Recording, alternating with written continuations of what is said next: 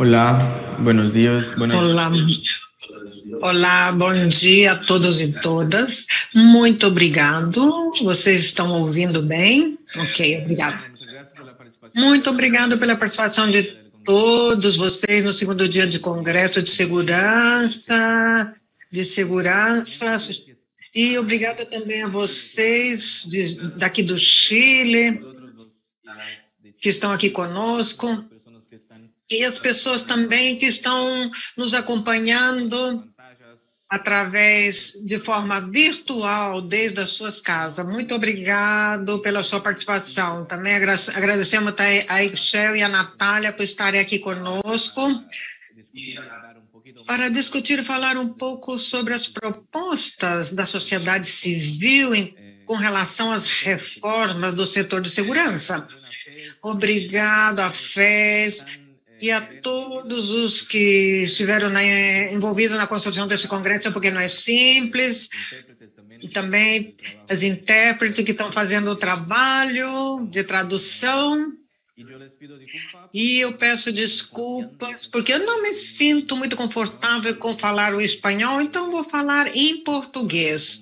Se vocês puderem pegar os fones de ouvido, para que não tenham problema com a interpretação, para que vocês possam compreender tudo. Bom, eu sou William Haberman, eu sou diretor de projetos na Fundação Friedrich Ebert Brasil, e ali eu coordeno os temas de juventudes, segurança pública e comunicação. E antes de poder trazer um pouquinho do que a gente vai discutir nesse painel hoje, eu queria apresentar esse excelente e potente painel que está aqui com a gente hoje. A gente tem a participação da Ixchel Soltero, que é jornalista. Ela é mestra em jornalismo pelo CID, tem uma longa trajetória no jornalismo e comunicação no México e atualmente é secretária executiva da Iniciativa para o Cuidado do Espaço Ciudadano e integrante do Seguridad Sin Guerra. A Natália Polak, do Brasil, ela é mestra em Relações Internacionais, com pesquisa sobre conflitos armados e negociações de paz, e é diretora de projetos da ONG Sou da Paz, que é uma ONG brasileira que atua para a promoção de melhores políticas de segurança pública. E Letícia Salomon, que é de Honduras, que é socióloga e economista. Ela foi diretora de pesquisa científica da Universidade Autônoma de Honduras e é integrante do comitê diretor da Claxo, e é pesquisadora associada, ainda é integrante? Bueno, e é pesquisadora associada do Centro de Documentação de Honduras. Por favor, se vocês puderem também na exposição inicial falarem um pouco mais de vocês, se sentirem necessidade, fiquem à vontade. E com esse painel de peso, que a gente vai ter aqui mais ou menos 1h30 para discutir até o horário do almoço. Sei que a gente acabou de comer, tomar um café, mas a gente tem 1h30 aqui de discussões a mais. E a ideia aqui é discutir quais são as propostas da sociedade civil frente à reforma do setor de segurança nos países das quais representam, mas também na América Latina como um todo. A ideia aqui é que a gente tenha uma exposição inicial de 3 minutos mais ou menos, que vocês possam contar um pouco da situação e alguns dados, algumas informações mais gerais, e depois 3 rodadas de perguntas com 5 minutos de resposta para cada uma. E bom, de modo geral, antes da gente iniciar e de trazer esse tempo inicial de vocês, eu acho que durante as discussões foi sempre trazido a informação de que a gente vive numa das regiões mais inseguras e violentas do mundo. Os níveis de violência são altíssimos e, além disso, é uma região extremamente desigual, extremamente, posso dizer, desde o Brasil, muito racista, com muitos preconceitos arraigados e muito sexista também, mas que mesmo numa situação tão complexa e tão desigual, a região ela consegue promover e propor agendas de transformações em diversas frentes. E eu acho que está aí também um papel crucial da sociedade civil frente às discussões sobre as reformas do setor de segurança. E a gente tem um ponto complexo que foi trazido também várias vezes pelos participantes que vieram antes, sobre o desafio, né, dos governos progressistas de conseguir, mesmo com uma agenda de diminuição da pobreza, uma agenda de transformação social e diminuição das desigualdades, a gente pode observar que ainda assim houve um fortalecimento de políticas mais autoritárias, de ideais colocados por Alain Ruth, como o militarismo, ideais mais conservadores, preconceituosas e racistas também,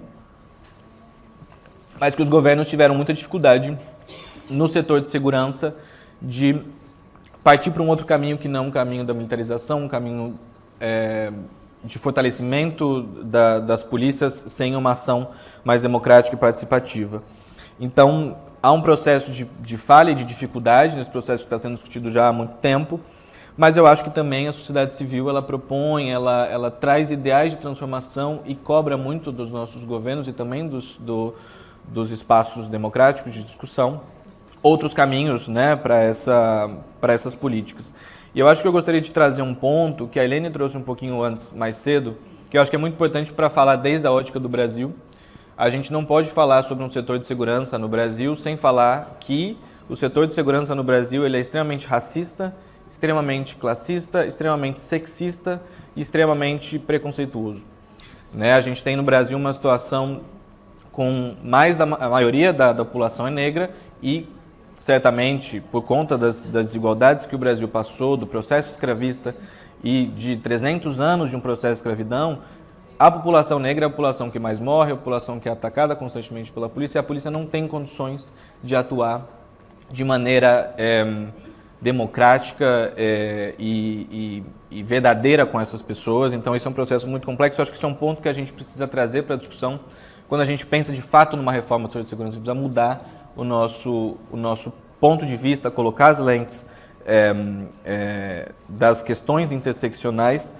E eu acho que a gente precisa também tentar entender como se aproximar da sociedade, como escutar as pessoas que sofrem violências cotidianas e como os setores de segurança consigam entender e atuar de maneira mais próxima da população e da sociedade. Não sei como é em cada um dos países, mas na situação brasileira é muito complexo e assim. Então, para iniciar essa discussão e para iniciar a discussão de como a sociedade civil tem conseguido propor e encaminhar propostas, né, de transformação do setor de segurança, mesmo com políticas mais autoritárias, políticas de mão dura e políticas que caminham mais de uma agenda mais conservadora, eu queria que vocês pudessem trazer um panorama um pouco mais geral da agenda de vocês, pudessem em 3 minutos trazer alguns dados de seus países, algumas coisas para a gente poder também iniciar as discussões. Ixchel, se você quiser iniciar, 3 minutos.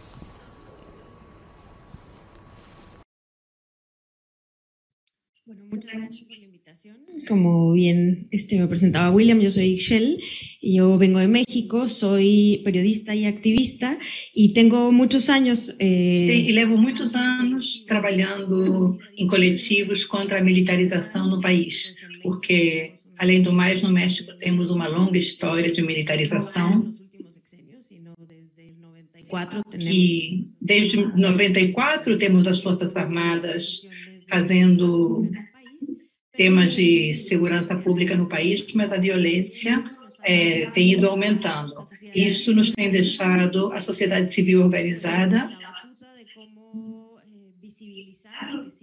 sem uma forma de visibilizar o que acontece, mas, além do mais, o problema da militarização no país. Isso, evidentemente, tem sido a partir de 2006 com um aumento muito importante, com a estratégia de segurança do ex-presidente Felipe Calderón, que é a pessoa que lançou nas ruas abertamente as Forças Armadas para fazer trabalhos de segurança pública, mas é uma estratégia que continua durante os 6 anos do governo do presidente Peña Nieto e durante estes 3 anos do presidente Manuel López Obrador. Mas, inclusive, atualmente, com o atual presidente, apesar que tinha sido uma promessa de campanha o retiro das Forças Armadas aos quartéis, agora o poder que eles receberam, tanto econômico como territorial, cada vez é mais importante. Além do mais, agora eles têm recebido tarefas como são os encarregados das alfândegas, são encarregados de construir aeroportos, são os encarregados de administrar espaços que rendem apartamentos, ou seja, eles podem construir e alugar apartamentos, além do mais as construções de rodovias, tudo isso somado ao que eles já tinham de trabalho de segurança pública. Então, a sociedade civil organizada no México tem tido esse papel, no começo, de visibilizar o porquê dessa estratégia de segurança não funcionou, porque os índices de violência continuam aumentando, temos mais de 100 mil pessoas desaparecidas, qual é o número trágico. Este número em poucos países tem sido visto desta forma, não existe uma solução e, pelo contrário, o número continua aumentando. E nós nos tivemos que organizar em princípios coletivos de vítimas, de familiares de vítimas de pessoas desaparecidas no país, estão muito organizados. Em quase todos os estados e municípios do país, há associações de famílias, a maioria são mulheres, no México são as mães, as irmãs, as esposas, as filhas que buscam as pessoas desaparecidas, e quem se organizou em associações para buscar as pessoas desaparecidas, mas além de visibilizar por que a estratégia de segurança não funciona, também nós trabalhamos em visibilizar como estamos tendo que fazer esse trabalho desde a sociedade civil organizada. Então, em princípio, era muito complicado, porque, honestamente, o que nós temos que aceitar é que muita população no México gosta das Forças Armadas, querem eles nas ruas, porque veem que são a única solução para frear a violência, mas também é verdade que a violência já está tocando a porta deles, e muitos casos de violência, de desaparições e feminicídios estão vinculados com as Forças Armadas do país, e cada vez temos mais casos sobre isso. Então, a percepção tem ido mudando, íamos de um 80% de aceitação das Forças Armadas nas ruas, agora já estamos em 56% na última pesquisa.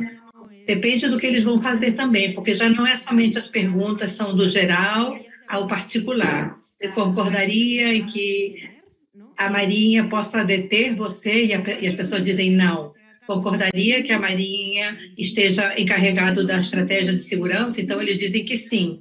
Mas no caso de coisas muito específicas que afetam o dia a dia, a população está começando a pensar duas vezes essa estratégia de segurança. Muito feliz de estar aqui com vocês, obrigado à Fundação Eber, e realmente a possibilidade de voltar a pensar o tema da militarização da segurança na nossa região. Eu comecei desde hace muchísimos años, más de 30, casi 40 años, y me sumé a los equipos de investigación de Claxo que se dedicaban... pesquisa da Claxo, que pesquisavam o tema das Forças Armadas, e começamos com toda a história de conservador, gorila, reformista, toda essa etapa que foi evoluindo até chegar a eliminação da polícia do âmbito militar e depois envolvendo polícias e militares no combate à insegurança, finalizando-se o trabalho conjunto diante de um fenômeno que está se generalizando na América Latina, que tem a ver com a criminalização da protesta social. Nesse sentido, eu penso que em Honduras, da mesma forma que na América Central e também em outros países da região, está acontecendo um fenômeno que exige o seu estudo pontual. Além dos militares e polícias, e que tem a ver com a política. Isso tem a ver com 3 processos. Um deles não está terminado, que tem a ver com os processos de militarização, desmilitarização, remilitarização. Esses 3 elementos são muito pontuais e refletem uma época dos nossos países em que a iniciativa provinha de políticos com certo respaldo da sociedade civil. Então, esse processo de desmilitarização aconteceu graças a políticos que tinham claro o papel dos militares e que começaram a impulsionar uma série de reformas que fizeram que durante muitos anos estivéssemos um pouquinho liberados dessa presença militar, não somente no âmbito da segurança pública, mas sim no âmbito de outras instituições do Estado, parecido com o que colocou a companheira sobre o México. Na verdade, esse tema, da mesma forma que o tema da remilitarização, que aconteceu com muito ênfase nos últimos 12 anos no nosso país, isso tem a ver com um elemento que começou a ser muito complexo, que não é tão simples. Não é tão simples pensar que somente tiramos os militares e colocamos eles nas ruas. Os militares se empoderaram do seu papel de polícia, o administram e conduzem, e isso com o beneplácito dos políticos, e nesse caso, dos 8 anos de verdadeiro autoritarismo que tivemos no nosso país, em que as Forças Armadas passaram a ocupar um papel muito importante dentro do sistema político. Se nós vemos isso desta forma, podemos ver também como foi evoluindo o tema. Ou seja, de estudar os militares, passamos a estudar a polícia, depois o tema da violência e a criminalidade organizada. Tem sido temas que têm ido aumentando a sua violência no país e, de repente, continua exigindo estudos para ver o que está acontecendo, principalmente em direção a onde vamos como país. Sem dúvida, todo esse tema chegou a se transformar em um muito forte, que se desenvolveu muito fortemente no Brasil no governo anterior, que é o tema que tem a ver com a criminalização da protesta social. Se bem é certo que esse tema foi visto em geral em torno à protesta social nas ruas, também foi visto com muito mais ênfase em tudo o que tem a ver com a violência relacionada com o tema ambiental. Inclusive, geograficamente, localizado numa zona norte do país, a criminalização adquiriu várias características. Uma delas, por suposto, a repressão, que é o uso de militares e polícia no âmbito da repressão dos conflitos ambientais. Em segundo lugar, a manipulação ou controle ideológico através das igrejas, particularmente evangélicas, e dos meios de comunicação corporativos, que serviam para dar um fundamento e uma justificação a essas iniciativas. E, finalmente, a judicialização, na qual tanto fiscais como juízes desempenhavam um papel fundamental para aprovar uma política que vinha do Estado. Nesse momento, temos que os militares não somente saíram dos quartéis para desempenhar atividades policiais, senão que também para desempenhar outro tipo de atividades. Esperamos que tenha sido produto exclusivamente desses 8 anos do governo anterior e que o seu presidente, acusado de atos de corrupção e de narcotráfico, está preso nos Estados Unidos esperando ser julgado por narcotráfico. Então, isso lhes permite que vocês tenham uma ideia de como o país, e ainda que eu tenha muito cuidado com essa palavra, escalou a uma condição de narco-estado. E, na verdade, é que foi assim, porque desde o presidente da República, todos eles negociavam para garantir o narcotráfico e os benefícios da sua vinculação em nível pessoal e familiar. E, nesse sentido, então, falar do papel da sociedade civil também é um papel bastante complexo e que vai paralelo ao nível de entusiasmo e de desânimo em relação com o que está acontecendo no país. Estamos vindo de uma época, principalmente a desmilitarização, que aconteceu nos anos 90 do século passado, foi um momento importantíssimo em que a Fundação Ebert teve um papel muito importante para convocar diversos setores e tentar analisar o tema da eliminação da polícia e em termos de que condição a polícia ia passar ao setor civil. E muito particularmente a criação da Secretaria de Segurança, com o qual todos acreditamos que ia ser a grande solução dos problemas quando vimos que se complicou mais ainda a situação no nosso país. Então, agora, as demandas são outras, a sociedade civil colocou o seu olhar resignadamente no tema, em alguns aspectos, está pressionando timidamente em matérias policiais, mas não tem sido suficiente. E neste painel vamos investigar um pouco quais têm sido as causas. Obrigada, Letícia. Natália. Bom dia, é um prazer estar aqui com vocês, sou gerente do Sou da Paz. Isso já existe há 20 anos e temos como temas principais a atividade policial, controle de armas, prevenção junto aos jovens e acesso à justiça. Bom, temos a forma de trabalhar através da investigação, análise de dados, produzir novas propostas de políticas públicas que sejam possíveis e realizar de curto e longo prazo. Ao ter essas propostas já em mãos, depois de serem implementadas, fazer campanhas públicas e também algo como nós fazemos uma cooperação técnica direta com os órgãos públicos, com as unidades policiais, Secretaria do Desenvolvimento, da Prevenção, para trabalhar, desde dentro junto com eles, para poder implementar essa proposta em formatos de projetos pilotos, para a gente ir ajustando e poder entender que funcione.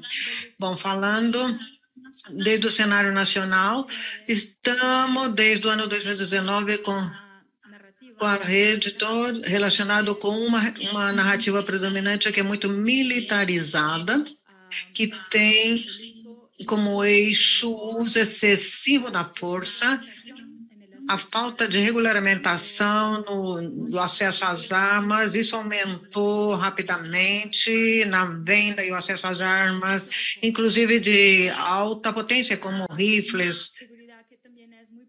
Uma segurança que também é muito pouco democrática ou pouco acessível para a população no nível geral, que está fechando espaços de participação cívica também para organizações, para academias científicos. E também um desafio que nos preocupa especialmente, que é a politização das polícias e dos militares. No Brasil, há muitos militares e policiais que exercem cargos públicos, porque seja já através de eleições ou cargo de confiança nos ministérios, secretarias. Perante tudo isso, estamos experimentando novas estratégias, novas formas de produzir informação relevante, de comunicar essa informação de uma forma que possa chegar a mais pessoas, de fazer uma reunião com vizinhos. Tivemos litígios. Estamos buscando cada vez mais cooperação com os níveis estaduais e municipais, onde há os gestores abertos ao diálogo. Estamos também testando, provando novas narrativas de como falar de uma segurança que seja algo propositivo, que tem como eixo o respeito aos direitos humanos, a democracia, a participação cívica. Mas, ao falar disso de outras formas, para que possa chegar às pessoas de diversos pontos e aspectos políticos. Temos também eleições nacionais, agora no domingo, e o que nós podemos observar é que há uma grande parte da população que ainda está apoiando essa narrativa militarizada, que privilegia o uso da força. Agora, independentemente do resultado, sabemos que esse é um desafio que vamos ter com o qual devemos lidar durante os próximos anos. É um cenário bem compartilhado com outros países da região. Então, estou muito feliz de estar aqui, de poder intercambiar ideia com vocês, trocar ideias. Bom, vocês, cada uma trouxe muitos dos elementos e dificuldades que desafios, na verdade, não dificuldades, né? Ixchel trouxe algumas questões sobre militarização e o papel da Força Armada nas ruas e atuando como polícia e também como geradoras de outros serviços. A Letícia trouxe um processo interessante também, sobre militarização, desmilitarização e remilitarização. E a Natália trouxe de que maneira também a sociedade brasileira ela coloca o militarismo muito dentro e está muito arraigado na visão de muitos brasileiros, né? E a minha primeira pergunta que eu queria fazer para vocês é se a militarização do sistema de segurança é de fato um destino fatal. Tem outro caminho para além deste da militarização? E por que as sociedades acabam, por um lado, entendem, mas acabam também, por outro, defendendo e acreditando que a militarização garante mais segurança? E como a gente pode reverter essa tendência, se isso é um destino fatal ou não? Qual poderia e qual deveria ser a discussão desde os movimentos sociais e da sociedade civil sobre a reforma sobre a segurança em nossos países? Quais deveriam ser os focos e como a gente poderia atuar nessa agenda? Aí só um ponto, se der tempo também para discutir, se essa discussão que se iniciou e também estamos fazendo já em vários outros painéis, se a discussão sobre a divisão entre militares e polícia ainda continua relevante, é necessário, é importante, ou a gente tem outros pontos ainda à frente para discutir para conseguir chegar nesse depois? É isso.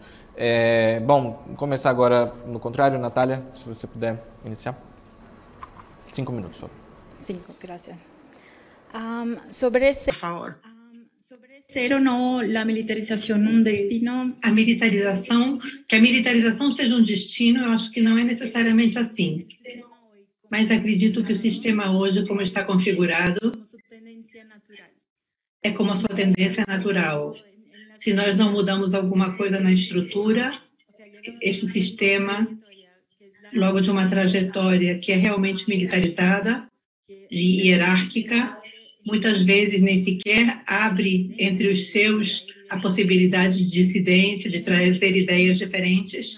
E tem muitas vezes uma característica imediatista que privilegia o controle e o uso da força. Se nós não modificamos isso, vamos nessa direção.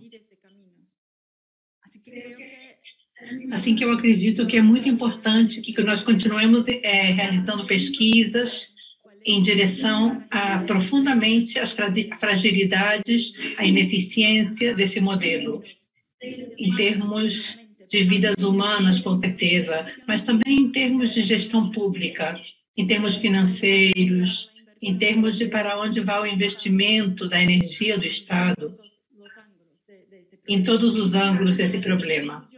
E buscar canais de difusão, de divulgação acessíveis. Muitas vezes nossas discussões são muito profundas, mas pouco acessíveis para as pessoas. E se falamos com as pessoas na rua, a grande maioria pensa que segurança é polícia na rua e prisão, cadeia. Não conhecem outras respostas, não conhecem o seu repertório de soluções termina nisso. Então, nós temos também que conseguir comunicar melhor quais são os outros elementos, as outras possibilidades. Mas também acredito que, paralelamente, é muito importante que encontremos espaço para experimentar práticas diferentes. E eu digo isso porque, geralmente, na nossa experiência, quando falamos de qualquer prática diferente em termos de segurança, a primeira coisa que ouvimos é: isso não é possível. Nunca fizemos isso porque não é possível fazer isso. E como as coisas não temos referência no seu repertório sobre isso, então sempre escutamos como se fosse uma coisa ilusória, impossível. Mas ainda no nosso cenário nacional, desafiador, desafiante, encontramos alguns gestores públicos abertos a experimentar coisas diferentes. E com eles temos podido implementar projetos que têm outras hipóteses por debaixo das ações, que não são hipóteses de militarização.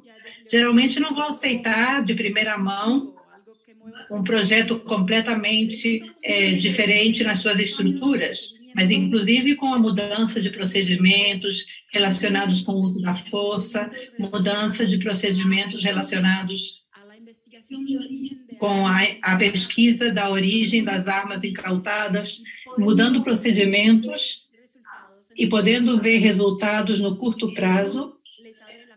E isso já abre a cabeça das pessoas para pensar que talvez a hipótese por baixo destas mudanças de procedimento tenham algum fundamento que seja possível continuar mais adiante com estas hipóteses. Ou seja, que não é apenas a militarização e a presença ostensiva da polícia que pode produzir bons resultados. Sabemos que projetos, muitas vezes, que parecem apenas mudanças de procedimentos, são capazes de mudar paradigmas. Então, nos leva a discutir desde outro patamar. Outra coisa importante desse tipo de projetos é que ganhamos embaixadores dessas propostas no lado de dentro, ou seja, os gestores públicos, os policiais que formam parte do projeto, que participam do projeto, se transformam em porta-vozes. Olha, minha unidade policial fizemos uma coisa diferente e aconteceram coisas boas no curto prazo. Baixo investimento financeiro e tudo. Para eles, escutar desde dentro também é muito mais fácil. Estamos colocando bastante energia nisso, em conseguir gestores abertos para experimentar coisas diferentes e ter modelos, casos emblemáticos em diversos tipos de políticas que nos possam servir como embaixadores ou campeões para multiplicar esse tipo de projetos e a mentalidade que eles têm por trás também. Graças, Natália. Letícia, por favor. Bueno, bom, desde onde eu sinto que esse tema da militarização, não somente da polícia, senão do Estado, é um tema longo, tem muito peso, e nesse sentido temos que considerar 4 atores protagônicos dentro dessa tendência: os políticos, a polícia, os militares e a cidadania. Vamos ver os políticos. Evidência um desconhecimento, comodidade, subordinação e um excessivo pragmatismo para delegar em militares as funções de policiais. Este é um tema que é necessário colocá-lo no tema de Honduras. Recentemente, a presidenta mandou uma iniciativa de lei para reformar o Conselho Nacional de Segurança. E, obviamente, aí não apareciam os chefes militares nem policiais. E no Congresso, muitos deputados pediam que o chefe de Estado-Maior Conjunto estivesse representado ali, porque, textualmente, os militares são os que sabem desse tema e não os civis. Então, isso reflete, em nível cultural, de política, essa concepção desde os políticos do que está acontecendo. Em segundo lugar, a polícia. Deficiente, ineficiente, corrupta, perderam o controle da segurança e mostraram ser incapazes de enfrentar o tema de segurança e de apresentar resultados. Portanto, como ator protagônico, sai da cena na busca de outros atores capazes de controlar o que a cidadania pede, o combate da insegurança. Os militares, apesar de que não gostam das tarefas policiais e se sentem incômodos, porque consideram que é de baixo nível atividades policiais, também estão vendo com pragmatismo, em tempos de paz e democracia, em que os militares deveriam diminuir em quantidade e orçamento, e eles dizem, aqui está a nossa salvação, e começam a assumir as tarefas de policiais com um entusiasmo que dizem, nós somos indispensáveis para enfrentar este tema. E, em quarto lugar, a cidadania, porque aqui é onde nós devemos começar a voltar a pensar o que está acontecendo, porque a cidadania apoia, aplaude e exige a presença militar no combate da insegurança. E não somente podemos ver a Bukele no Salvador, que é uma amostra clara do que está acontecendo, também em Honduras, eu garanto que se nós continuamos perguntando, em todos os países as pessoas aplaudem que haja militares aí. talvez o argumento mais sofisticado estaria relacionado com o fato de que os militares são muitos, têm equipamentos, para que tê-los nos quartéis sem fazer nada, que saiam e façam alguma coisa. Mas a outra coisa é que vem ações desse tipo como uma expressão de vontade política para enfrentar o tema da insegurança que as pessoas pedem há muito tempo. Se nós estamos vendo estes 4 elementos ao mesmo tempo, aí é necessário pôr atenção.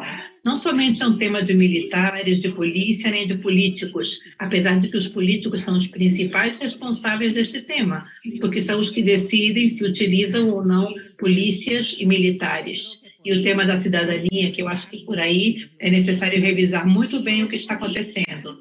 E podemos dizer, finalmente, é pertinente que o debate vá além da utilização de militares ou polícias e pensemos numa questão que é pontual, na qualidade de que participam os militares, em qualidade de condutores das ações antidelinquência ou em missões de apoio e cooperação com eles.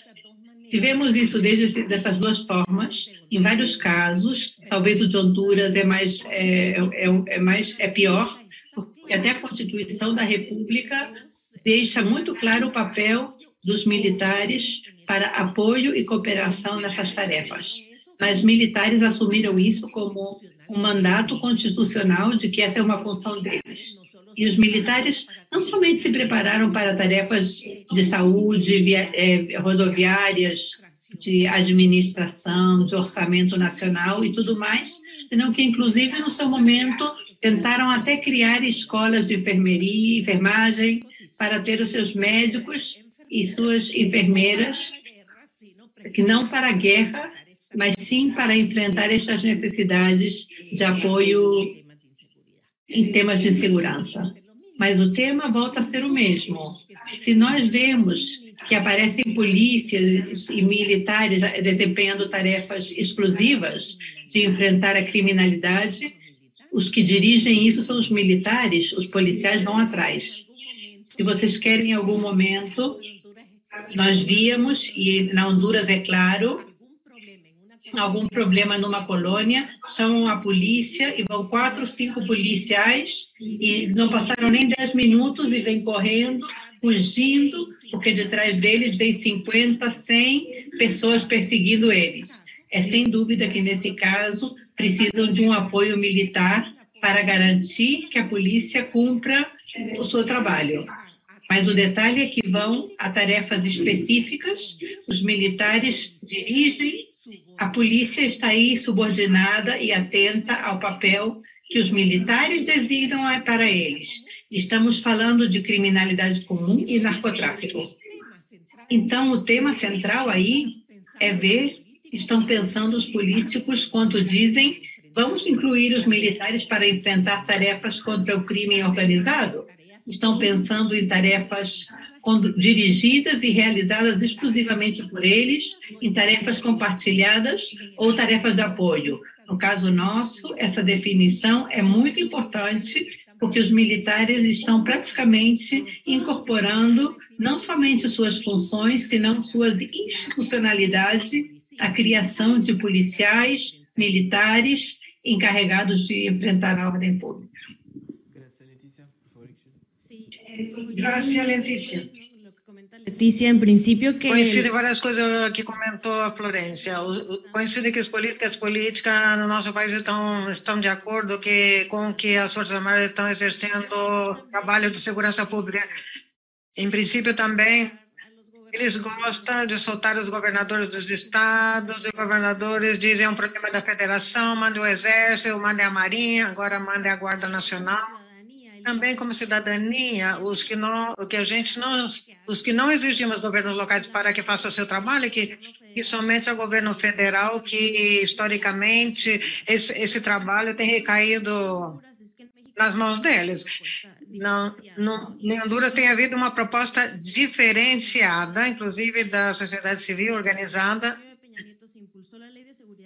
Peña Neto impulsionou a Lei de Segurança Interior, que incluía colocar um marco para as Forças Armadas, um marco legal para que as Forças Armadas pudessem atuar na rua. Foi a sociedade civil que impediu isso através do Tribunal Supremo de Justiça, acompanhado de vários legisladores e legisladoras que agora estão no governo.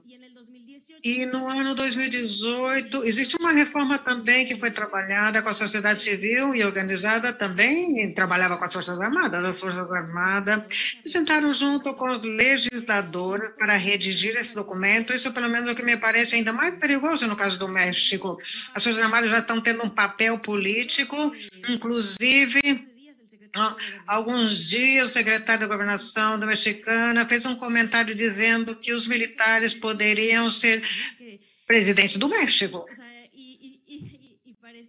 E parece que também, nesse contexto, no qual eles aprovaram várias legislações nessas últimas semanas, evidentemente, então começa a acender os alarmes no país ao fazer essas declarações, a mão direita do presidente. Então, não é qualquer coisa. Então, o presidente saiu, o presidente Obrador fez pergunta aos jornalistas, ele disse que tinha mudado de opinião, que no princípio ele achava que as Forças Armadas não teriam que fazer trabalho de segurança, mas que mudou de opinião.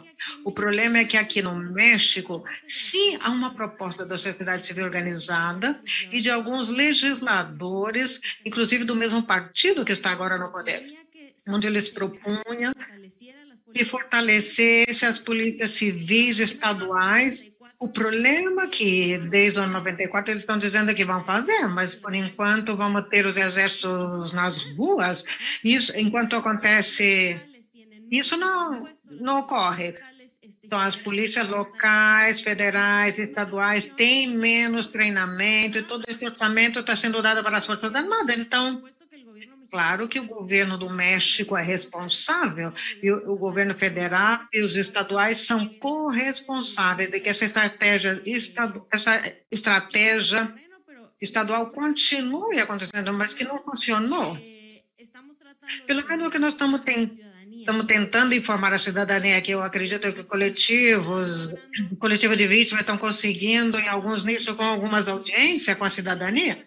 Quer dizer, essa estratégia que nos tem aqui hoje é a mesma que suicídio no México, 11 mulheres são assassinadas diariamente. Não estão propondo segurança. Acredito que aqui há uma resistência importante da sociedade civil organizada, justamente ontem houve uma audiência com a Comissão Interamericana dos Direitos Humanos, onde havia várias organizações coletivas falando com a comissão especificamente sobre o tema da militarização.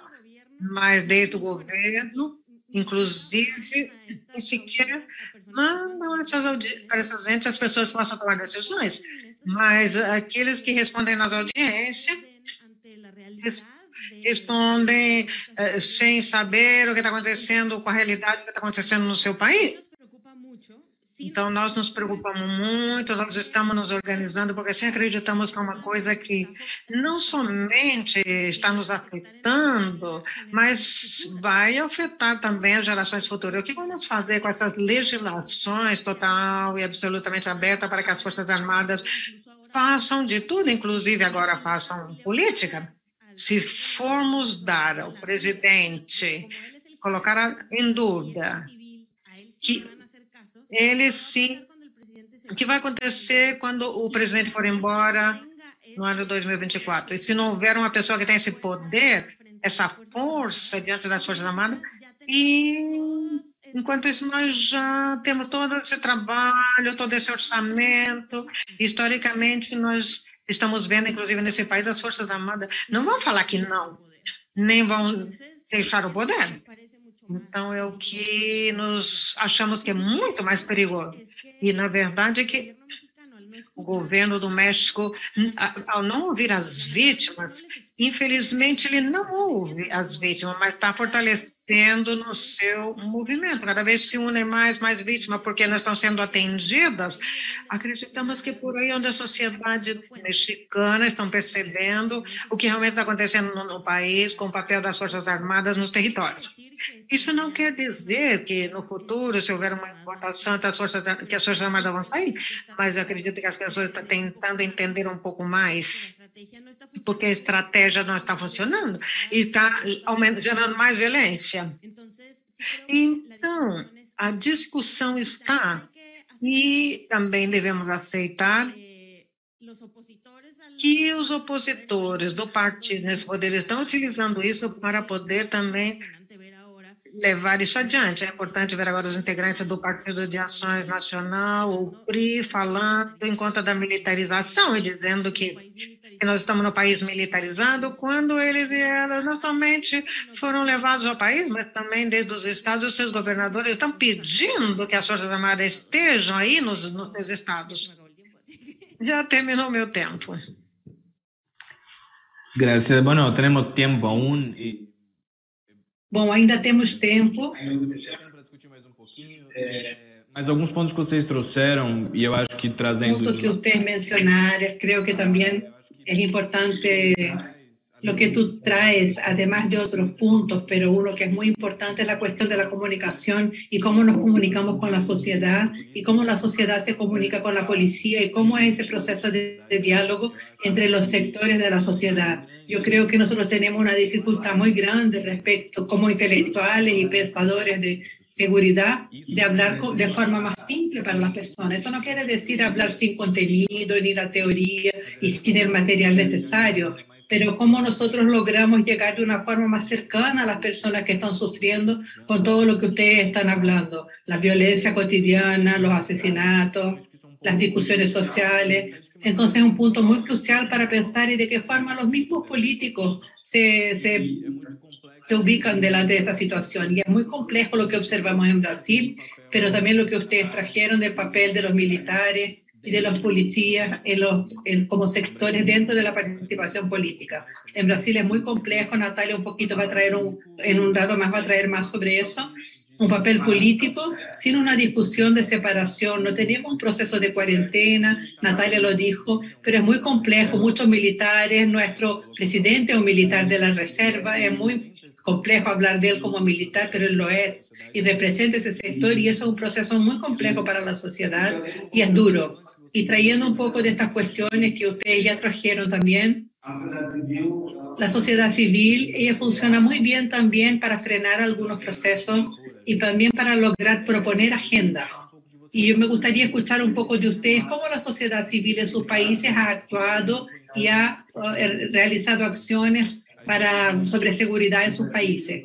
En Brasil teníamos procesos de participación político-social con consejos participativos en la sociedad. Lo de seguridad era más complejo. No sé si tenía efectos claros que era eso. Las personas que estaban ahí no siempre podían generar cambios en la agenda, pero había un espacio donde la sociedad era escuchada. Y creo que eso es importante. Hoy yo no sé cómo está, pero es muy importante comprender cómo son las estrategias de la sociedad civil ha utilizado para proponer nuevas agendas y enfrentar esta situación. Leticia, si tú quieres iniciar, 5 minutos.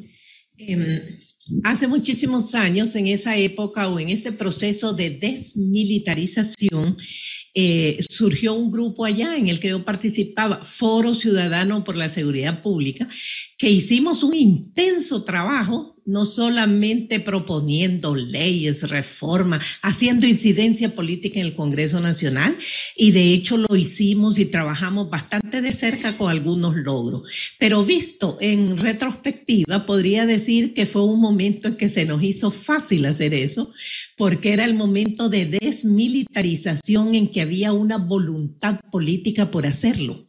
Hoy yo siento que la cosa va cuesta arriba para la sociedad civil porque estamos en un proceso de remilitarización en donde todos ellos están al unísono, los 4 actores que mencionaba, en pro de la militarización de la seguridad pública. Por lo tanto, pareciera que no hay espacio por donde colarse para introducir estos elementos en nuestra sociedad.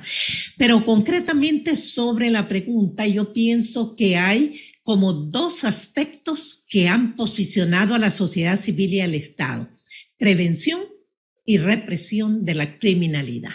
La sociedad civil se ha posicionado en torno a la prevención, en tanto la policía y los políticos lo han hecho en torno a la represión. Esas son 2 visiones antagónicas totalmente.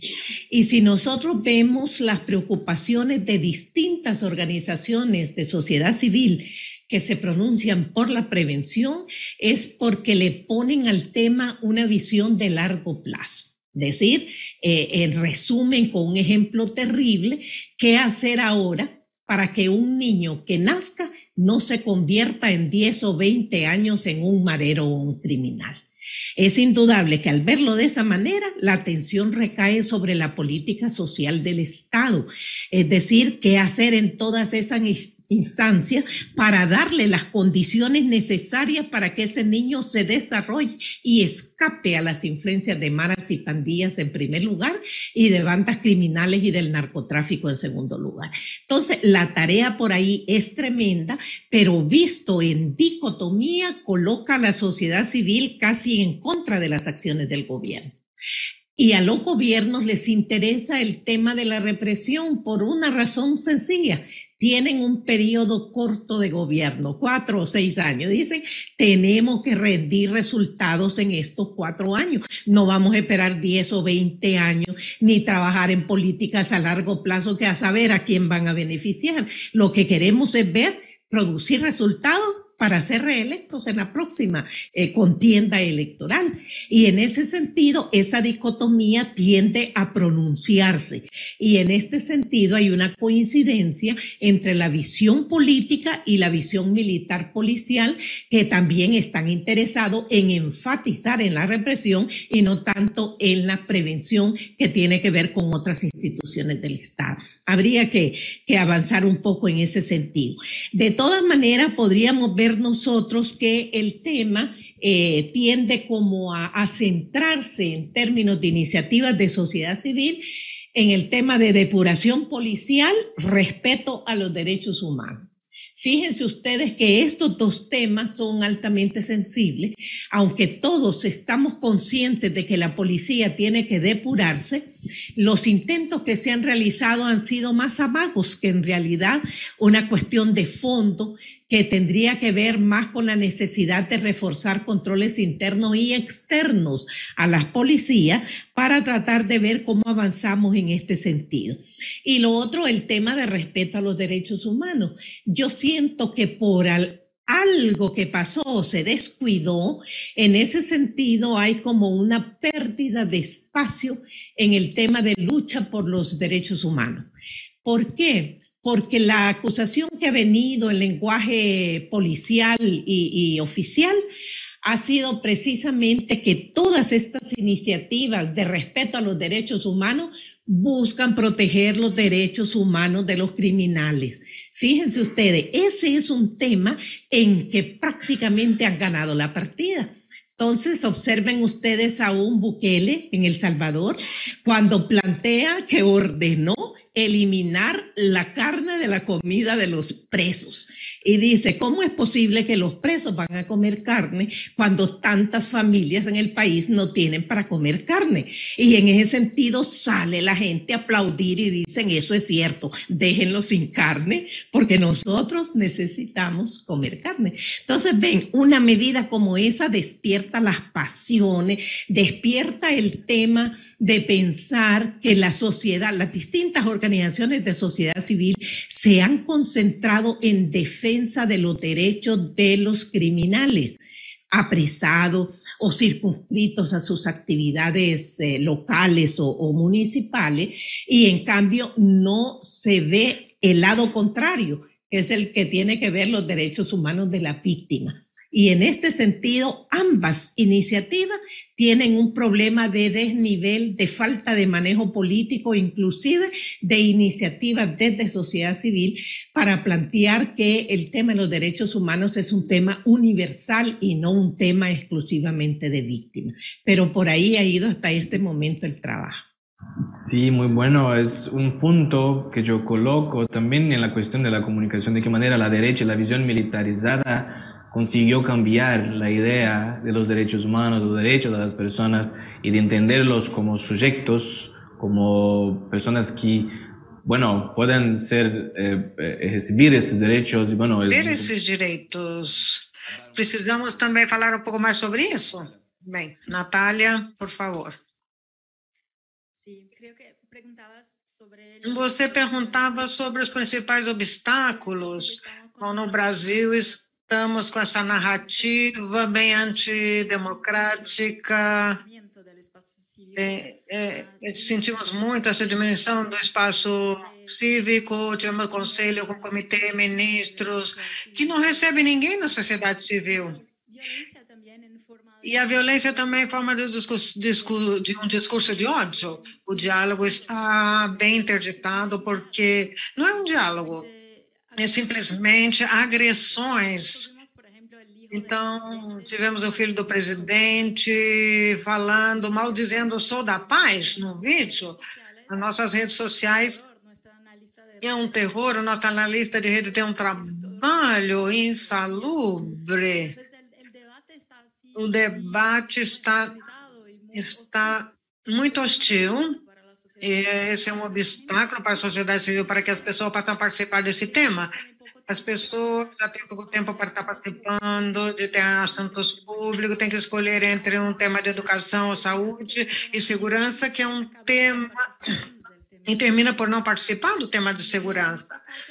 Nesse caso, também estamos vendo o princípio da estratégia de intimidação judicial. Civil quanto a periodistas. Tanto para a sociedade civil como para os jornalistas. Houve um processo criminal por uma organização que reclama sobre a nossa atividade, como vários jornalistas também estão recebendo também. Esse processo não seguiu adiante porque era um processo muito mal fundamentado, mas esse é um custo institucional, um risco institucional. É uma coisa nova para nós. Também cambiamos nós. Como eles mudam de estratégia, nós também mudamos. Uma coisa que nós começamos a fazer no ano 2019 foi entrar nos litígios estratégicos, demanda estratégica. Estamos em processos constitucionais referente aos atos do Executivo e no processo do Tribunal de Contas, desde a perspectiva também de questionar para onde vão os investimentos. Aqui estamos agindo mais no controle de armas, mas tivemos vitórias importantes. Redução de danos e incluso reversão. Na redução de danos e também na reversão de um ato que estava mal fundamentado. Não somente nos que sou da paz, também é um processo que ocorre dentro de outras organizações e partidos políticos, etc. Perguntava sobre o fenômeno da politização dos militares no Brasil. Estamos vendo com muita preocupação. Isso no Brasil favorece pelo fato de que nós não temos um bom regulamento para essa participação política. Para outras carreiras públicas, como a gente tem que deixar a carreira para entrar na política, mas os policiais e militares não. Então, eles pedem uma licença, fazem a candidatura deles e se não forem eles escolhidos, eles podem voltar. E se forem eleitos, eles podem ficar por um tempo e depois voltar para a sua instituição. Isso é muito prejudicial para a polícia, porque leva as políticas para dentro da instituição. Também um corpo político, um corpo armado, politizado, com quem quer ter um problema com eles. Que governador vai falar, olha, tem um policial que está muito envolvido em questões públicas, é uma coisa que vai se retroalimentar, porque quando a polícia pede, através dos representantes, dos deputados e senadores que são elegidos, Eles pedem mais policiamento, mais investimento, mais corporativismo, então uma dinâmica que é uma dinâmica que se vão retroalimentando. Com relação a isso, nós já nomeamos esse fenômeno de policialismo para poder falar dele de uma forma mais direta.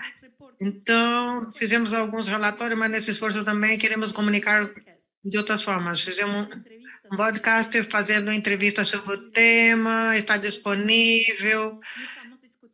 Estamos discutindo com diversos especialistas e policiais e que seria uma boa proposta para a quarentena, para o distanciamento, com as retiradas obrigatórias.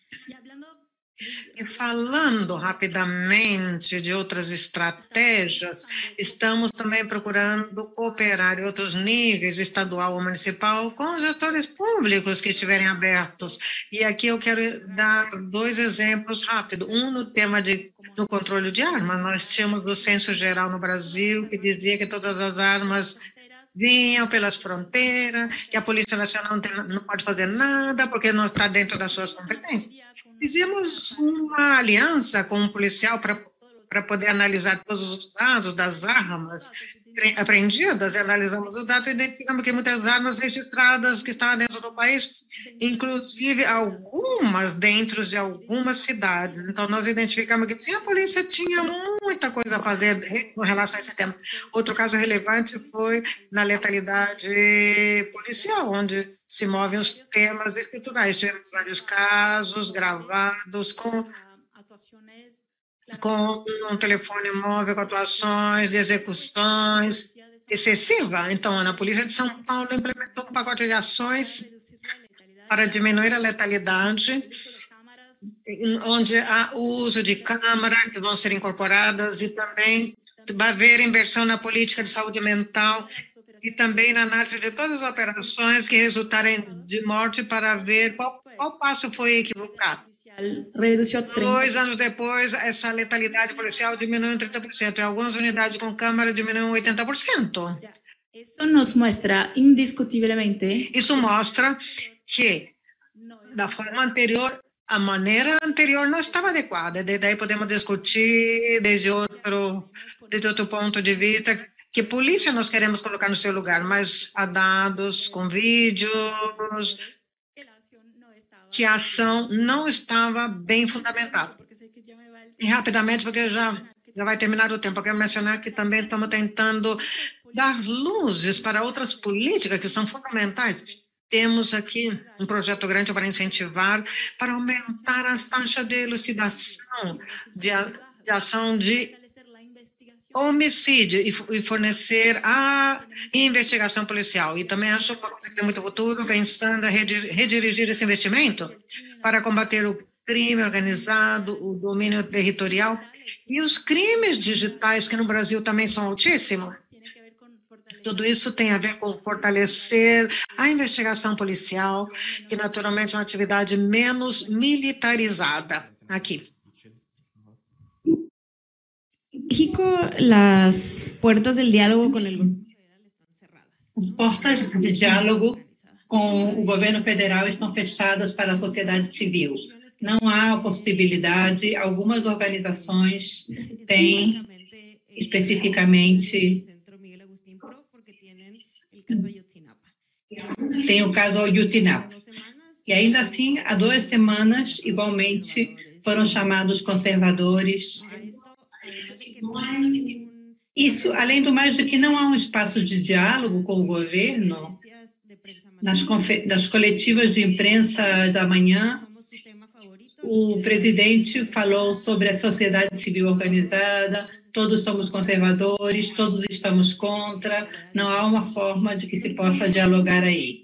Então, o que nós estamos fazendo desde a sociedade civil organizada e também com as e os jornalistas, porque também têm sido bastante atacados, além de assassinados no país, conversar com a cidadania. E também, se o nosso país está muito polarizado, e também há um grupo, e principalmente nas redes sociais, mas também, inclusive, as agressões já estão nas ruas, onde são pessoas defensoras são agredidas.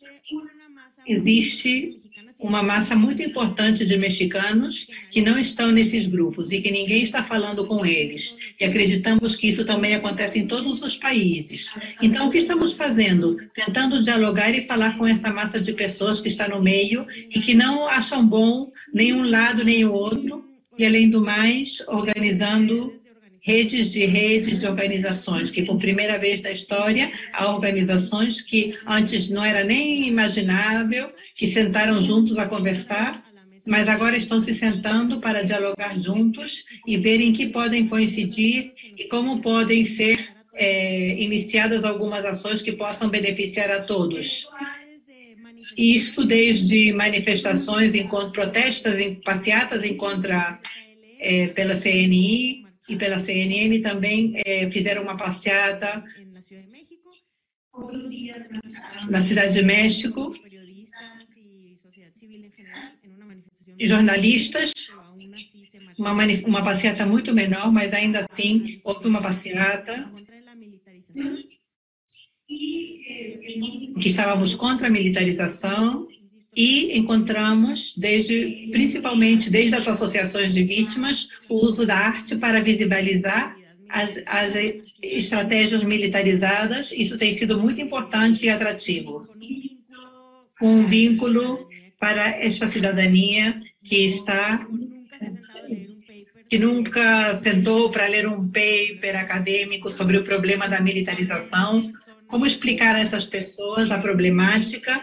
Evidentemente, continuam se gerando esses papers, mas um grupo de artistas, um grupo de pessoas interessadas na arte estão baixando essa informação para comunicá-la à cidadania. Uma das ações mais próximas foi o 15 de setembro, que para nós é o Dia da Independência do México. Um grupo de famílias de pessoas desaparecidas escalaram um monumento icônico do governo de Felipe Calderón, da corrupção do país. Um grupo de pessoas, de escaladores, subiram nesse monumento e soltaram uma manta, enquanto o presidente dava um grito, dizendo: "E quando nossa independência dos militares?" Isto, junto com muitas ações acompanhadas, sim, por vítimas, mas também com estas narrativas muito mais fáceis de entender, com alianças com meios de comunicação, com jornalistas de investigação que estão interessados nesses temas. Há alguns anos houve um podcast chamado A Lista, que eu convido vocês a escutar, que é a história de uns militares torturados pelos seus próprios companheiros. Então, o uso do cinema, do podcast, das ações de ativismo nas ruas, têm sido muito valiosas para que, em torno a eles, se organizem a sociedade civil, e não somente a típica sociedade civil que pertence a uma associação civil e que tem estatutos, senão as pessoas que estão preocupadas com o tema da segurança e da militarização. Evidentemente, ainda falta muito caminho por recorrer, e nestes 3 anos que faltam do governo de Manuel López Obrador, não conseguiremos que os militares regressem aos quartéis, inclusive porque até 2028 vão voltar. Vamos ver se é verdade, mas ainda assim continuamos tentando empurrar este assunto. Mas também, pelos anos que eu levo trabalhando nisso, também acredito que cada vez são mais e mais pessoas interessadas em empurrar e preocupadas pelo poder que está sendo dado às Forças Armadas no país. Muito obrigada. Antes de fazer a última pergunta, gostaria de saber se alguém daqui gostaria de fazer perguntas. Tem uma pergunta também da internet. E, bom, vamos passar para a pergunta do público. Eu faço a última pergunta para fechar com a resposta e a exposição final e pronto.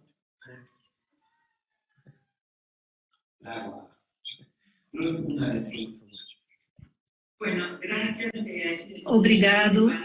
Tem sido um excelente painel, realmente muito interessante. Na última apresentação que fez, eu não lembro do nome, Céu, apareceu muito uma coisa muito interessante da arte, como através da arte podemos nos envolver, mas na apresentação de Letícia e Natália, foi mais focalizado no que se fazia sobre as polícias e não o que se pode fazer com a sociedade, que é o que está presente em todos os painéis e que está ausente essa mudança. Eu gostaria de pedir que, é certo que é necessária pesquisa, atualização, mas que ações concretas podem ser tomadas para fortalecer o papel da sociedade civil e que, de alguma forma, se reclame com as autoridades civis que não estão fazendo o que deveriam fazer. Gostaria de ter uma resposta mais concreta. E tem uma pequena diferença, gostaria também que Letícia esclarecesse, porque você falou antes que as Forças Armadas têm que dar apoio e coordenação, alguns falam de logística, e essa diferenciação entre apoio, coordenação e a presença, ou que possa ser a diferença entre uma defesa ofensiva e defensiva, é muito pouco clara. Então, eu acho que, inclusive, isso de propiciar ou aceitar que façam tarefas de coordenação e apoio é perigoso para a democracia. Gostaria que você esclarecesse isso. As felicitações de Ruth. Eu queria... Muito obrigado. Eu queria convidar a todos a pensar em termos da região. Depois de ouvi-las e vendo a conversação que estamos realizando até agora, eu tomo uma coisa que a Mônica colocou, que foi desenvolvido no painel anterior, que é a ausência desses temas na agenda do regionalismo. Então, eu gostaria de colocar 3 aspectos que me parecem que são importantes. O primeiro é a cooperação em segurança, que sim existe nas polícias da região. A Letícia, essa é uma figura fundamental na América Central nesses temas. E no caso da Honduras, me vem aqui na mente justamente pelo papel que a polícia colombiana tem tido na formação da instituição policial na Honduras. Nós poderíamos unir isso também aos Carabineiros do Chile e a sua atividade em cooperação policial. Então, há um regionalismo nisso. Isso eu quero sugerir que está acontecendo. Isso aqui está acontecendo. Foi executado pelas polícias e também pelos militares, em termos de diplomacia militar em cooperação, onde não há muito seguindo com o que a Mônica assinalou na discussão regional sobre reformas e governança do setor de segurança no contexto de desmilitarização e crise da democracia. Eu gostaria de pensar em voz alta que mecanismos, que espaços poderíamos aproveitar para pensar nisso. E unido com o anterior, é construir espaços regionais para que a sociedade civil organizada também possa participar no regionalismo entendido como resultado da sociedade. Essa rede, acredito que promove esses espaços e por isso eu acho que é muito importante, mas que acredito que devemos pensar também muito além das redes, desde os governos e também desde a sociedade civil. Gracias, Ruth. Natália? Ok, bueno, es interesante porque una de las preguntas que, bueno, Ruth... É muito interessante todas as perguntas que foram feitas. Obrigada, Ruth, pela sua pergunta, é uma pergunta que estava colocada aqui. Por favor, Natália, você pode começar com a resposta? Só temos uma coisa aqui. 15 minutos, 3 minutos. 3 minutos não é nada, mas vou começar com a pergunta sobre como ampliar, não, as pessoas que participem e fortalecer a sociedade civil. Nós estamos com campanhas com as pessoas para ver como as pessoas possam se envolver no tema. E nisso estamos experimentando diferentes linguagens, estamos nas redes sociais, nas mídias tradicionais, estamos experimentando as linguagens técnicas. Outra mais informal, incluso com humor, com a coisa para uma audiência. Outras mais informais, inclusive com humor, com coisa das mídias sociais. E recentemente também experimentamos um vídeo para as redes sociais, feito junto com uma agência de publicidade com um tom muito mais forte. e mais sóbrio, mais sério do que estamos acostumados. Estamos experimentando o que vai funcionar para os diferentes públicos, para que as pessoas possam se envolver no tema. Também estamos investindo bastante em compartilhar o nosso conhecimento sobre a segurança pública.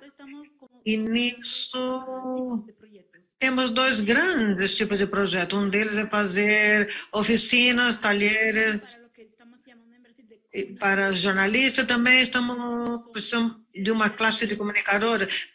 Os comunicadores que não são formados em jornalismo, mas têm liderança nas suas comunidades, na periferia, nas regiões com mais desigualdade. E nessas escolas, oficinas, nós compartilhamos para ser sistema de civil, de justiça, procuradores, e especialmente como vamos obter dados, porque nós temos a cultura do sincretismo, devemos procurar ativamente os dados e ver a forma de interpretá-los. Se for um dado de homicídio na segurança, então devemos ver os dados de violência e de morte na saúde e ver como ler esses dados. Então, já fizemos 5 ou 6 rodadas de oficina, formando jornalistas e comunicadores das 5 regiões do país. Vamos fazer mais no próximo ano. Isso para que exista um controle social de maior qualidade e mais diversificado, que não seja sempre os mesmos as grandes mídias, não? Que são importantes, mas que possamos ter vozes mais diversificadas. E outro tipo de projeto que estamos fazendo também, esse tipo de oficina, mas com um foco diferente para os jovens, que são justamente os mais afetados pela violência, e que aqueles que não têm acesso aos órgãos públicos para discutir o tema. Então, nessas oficinas também nós discutimos a perspectiva de segurança, desde o ponto de vista dos jovens, para saber quais são as violências que eles sofrem, quais são a sua interação com a polícia, o que eles consideram, quais são as prioridades, porque eles são as principais vítimas e não são ouvidos. Então, isso vai servir muito para que possamos aprender e também para que eles possam ser seus próprios porta-vozes, que não precisam de intermediários. Fizemos uma rodada que já foi finalizada, inclusive com jovens que estão cumprindo com medidas socioeducativas numa unidade de restrição de liberdade. Estamos agora em outra rodada com jovens que moram num bairro muito vulnerável. Depois vamos fazer mais rondas sobre esse tema. Dizer também um pouco do nosso dever como instituições. Nós estamos, Sou da Paz, com um programa forte de equidade, estamos cuidando da representatividade e do cuidado de cargos dentro da nossa instituição. Estamos bem adiantados. Estamos com prioridades para as pessoas de cor, de raça, de gênero. Estamos bem avançados, mas ainda não estamos satisfeitos com a distribuição interna que nós temos aqui na equipe. Se quisermos investir nisso durante os próximos anos, já estamos vendo os benefícios do fato de ter projetos mais dinâmicos, diversos. Vamos fazer referência desde da nossa equipe e da parte da região, rapidamente, que já sei que já está terminando o tempo. De ter diferentes formatos de polícia, isso é uma barreira, porque imagina uma conferência sobre as formas de polícia, uma primeira meia hora de cada país seria explicar como funciona a sua polícia, mas certamente isso não é uma barreira intransponível e temos problemas comuns. Estou de acordo que essa é uma agenda bem importante para os próximos anos, que de fato isso já está acontecendo, como eu já disse. As lideranças civis e políticas se não tomarem da mão, as polícias vão fazer tudo por conta própria, por conta delas. Letícia? No caso de todos os nossos países, talvez vou só especificar o caso de Honduras, há 2 instituições com 2 funções diferentes, defesa e segurança. Mas, com o passo dos anos, vão aparecendo instâncias dentro da Secretaria de Defesa que desempenham tarefas policiais. não são policiais trabalhando com militares, são militares fazendo tarefas policiais, dependendo das Forças Armadas, com orçamento e diretrizes militares. Então, diante de uma situação como essa, e não somente menciono a Polícia Militar, mas sim também outras instâncias como algo denominado TIGRE, que são instâncias de investigação e inteligência policial dentro das Forças Armadas. Então, vocês veem que quando vêm as Forças Armadas e decidem mandar um grupo de militares a desempenhar tarefas policiais, eles são os que conduzem, desenham a estratégia, quantos homens vão, como vai ser feito, e se precisam, chamam os policiais para que ajudem de trás deles. Então, a iniciativa de combate contra a criminalidade vem dos militares, conduzida por militares com equipamentos militares e com visão militar. Então, se são tarefas de criminalidade comum, a iniciativa vem da Secretaria de Segurança. E são eles os que organizam, planejam, decidem, e se são necessários, chamam a Polícia Militar para que os apoie. Nesse caso, eles dirigem a polícia e os militares vão de apoio. Mas o tema é que o país já se complicou muito. E aparece, por exemplo, o tema das gangues, que o tema foi um tema territorial, um tema que tinha que ver com as condições físicas, com as condições sociais. Mas com o passo dos anos, as gangues vão mudando e estão se inserindo no mundo do narcotráfico. Então, temos gangues muito vinculadas com o narcotráfico.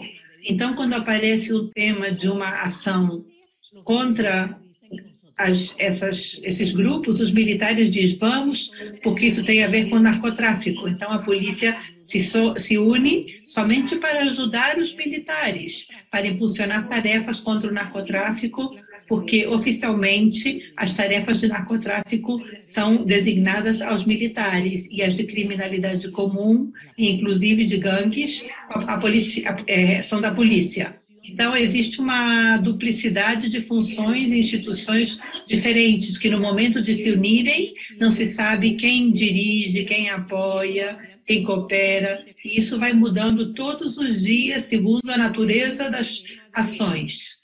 Por exemplo, no tema da conflitividade ambiental, os que dirigem aí são os militares, são os que dirigem todo tipo de ação para tirar as pessoas que estão reclamando, os que estão protestando contra o uso da água e de rios, etc., são militares. E os policiais vão atrás dos militares para apoiá-los em ações pontuais. Não é um tema policial como deveria ser, e menos um tema judiciário, no qual se envolvem fiscais e advogados. Então, estamos falando do que fazer em termos de sociedade civil, temos que pensar em termos de envolver-se com o olhar posto em polícia, em fiscais e juízes, os operadores de justiça que, de uma ou outra forma, se interconectam para impulsionar uma política de criminalização de qualquer tipo de ação social. Então, é nesse sentido, se concentrou sempre em policiais, quando atualmente são necessários policiais, militares, mais fiscais e juízes. Pior agora que os militares se consideram que são parte dos operadores de justiça no nosso país. Então, nesse sentido, tudo que signifique ações conjuntas ou de tarefas com visão regional são ideais. Se nós vemos o que está acontecendo no El Salvador, vemos que aí existem coisas que aconteceram em Honduras há muito tempo e que estão acontecendo hoje em dia no El Salvador ou no México. Então, isso nos está chamando a atenção sobre um tema que é importante, que é que aqui também temos falado, que é o tema do autoritarismo ou da cultura política autoritária, que faz com que pessoas de diferentes ideologias e postura política se pareçam na gestão do tema de segurança, com a utilização de militares e policiais. Eu, assim, acredito que uma ação coordenada, que unifique experiências de trabalho conjunto de sociedade civil é importantíssimo se já temos os militares que o fazem a nível regional. Na América Central, com a CEFAC, que é esse organismo de forças armadas, e o fazem os policiais também. Como não vai ser feito pela sociedade civil? Diante de uma iniciativa regional militar e policial, deveria haver uma iniciativa regional de sociedade civil para ver como é possível responder uma coisa dessas.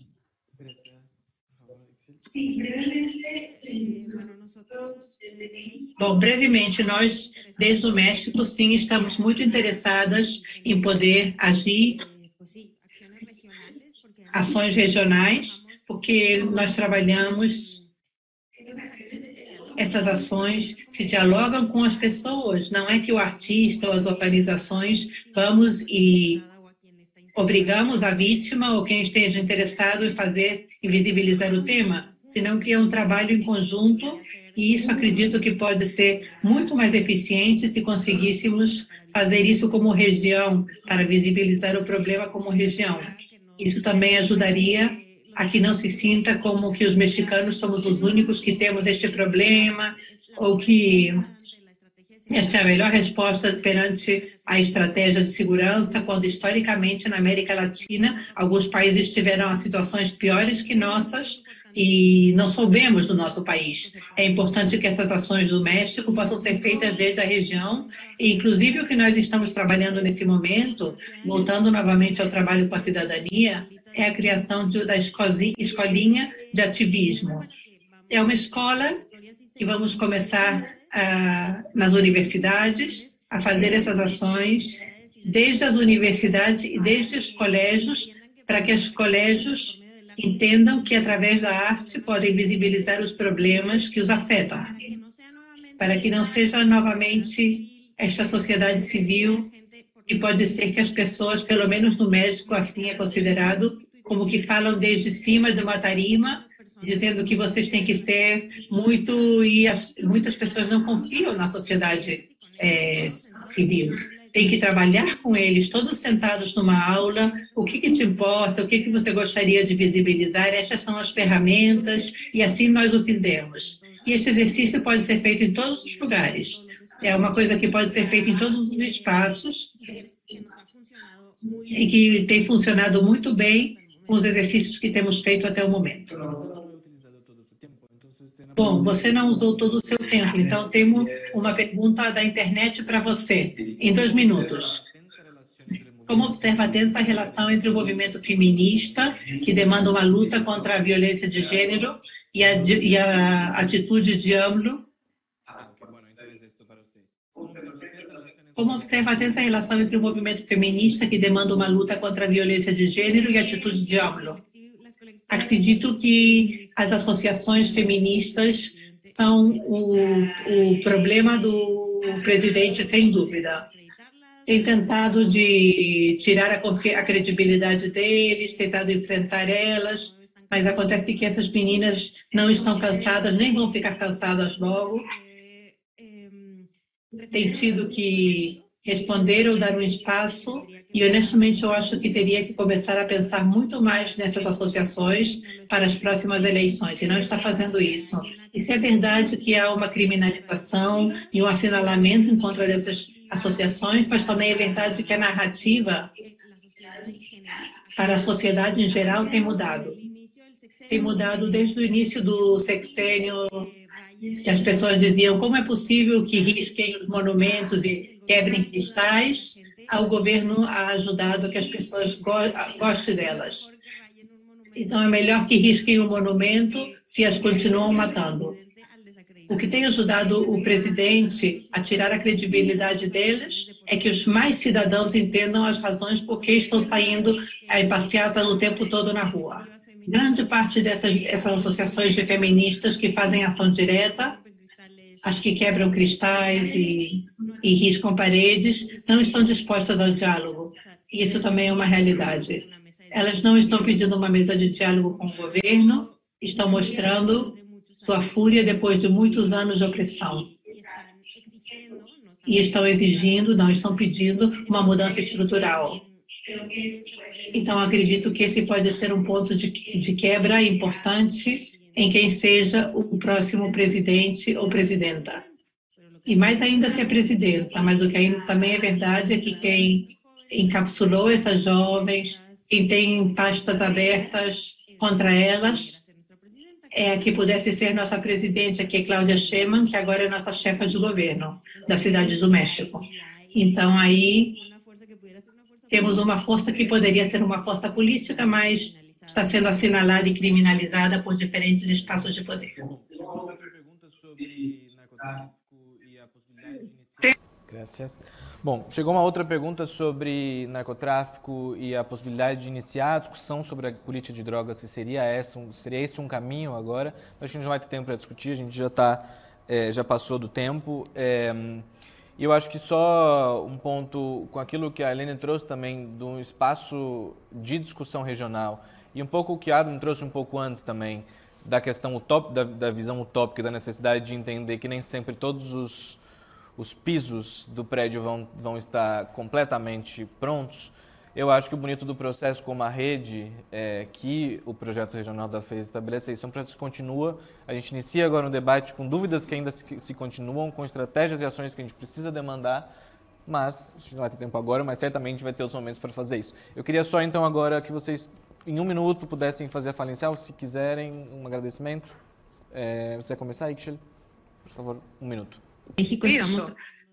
Desde o México estamos tentando fazer coisa, de levar coisa para frente, estamos muito preocupadas com a realidade da militarização no nosso país e por isso não estamos esperando que as coisas aconteçam, mas sim da sociedade civil organizada nós estamos nos organizando, inclusive eu menciono novamente desde espaços onde regularmente as organizações ou pessoas não teriam se sentado à mesa em outros momentos por ideologias ou questões políticas, pela diferença. E agora estão se reunindo para ver em que se coincide e ver o que combinar. E em conjunto acreditamos que é algo muito perigoso que está acontecendo nos seus países.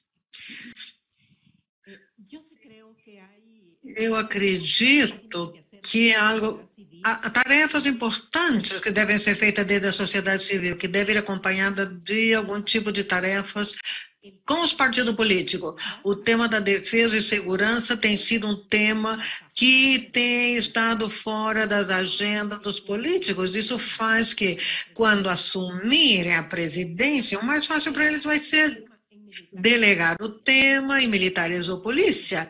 Coloca os militares como secretário, ou coloca militares como secretário da segurança.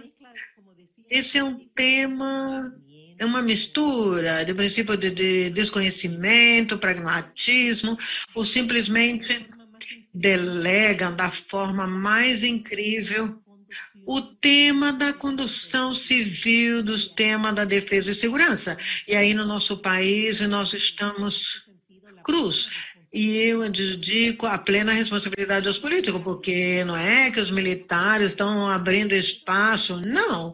É que os políticos são os que dão espaço a eles para que eles possam entrar, os militares nessas tarefas de segurança. E preparar também o contexto para que as pessoas possam aceitá-los. Manda mensagem ideológica para que as pessoas saiam, possam aplaudir quando esses militares saem para a rua. Isso é muito negativo para a democracia e para a nossa sociedade. Natália. Com o que foi dito por Letícia agora, também nós percebemos, muitas vezes, é cômodo terceirizar a segurança. Temos essa função, esse papel de internalizar o tema, de disseminar ideias, de que falar de segurança pública é falar de direitos humanos, porque ter segurança, uma liberdade de circulação nas vias públicas é simplesmente um direito humano, e esse é um direito que, quando não está presente, limita o acesso a todos os demais, a educação, ao trabalho, à autonomia, à saúde e a todos os demais. Acredito que devemos fortalecer essa ideia de que a segurança é um direito humano que deve atingir a todos e todas. Compartilho que para mim é muito cômodo estar aqui, ver que temos desafios comuns e boas ideias para compartilhar entre nós. Também eu gostaria de dizer que o Instituto está disponível, à disposição de vocês para continuar compartilhando ideias e unindo esforço, porque acredito que nós devemos reunir muito esforço entre nós durante os próximos anos também. Muito obrigado. Gracias. Nuevo paradigma de seguridad pública es posible? Me parece que sí, después de todo lo que han hablado. Tenemos, bueno, un poco de utopía, pero sabemos que las personas que acá están y que están construyendo... As pessoas que estão aqui estão construindo nos seus lugares, nos governos, nos seus setores, estão resistindo e propondo ações lindas para a mudança do paradigma social, o paradigma de segurança. Então, temos 2 painéis para a tarde. Agradeço a todos pela sua participação aqui e também pela participação virtual. Michel, Letícia, Excel e Natália, muito obrigado. E a todos vocês, muito obrigado.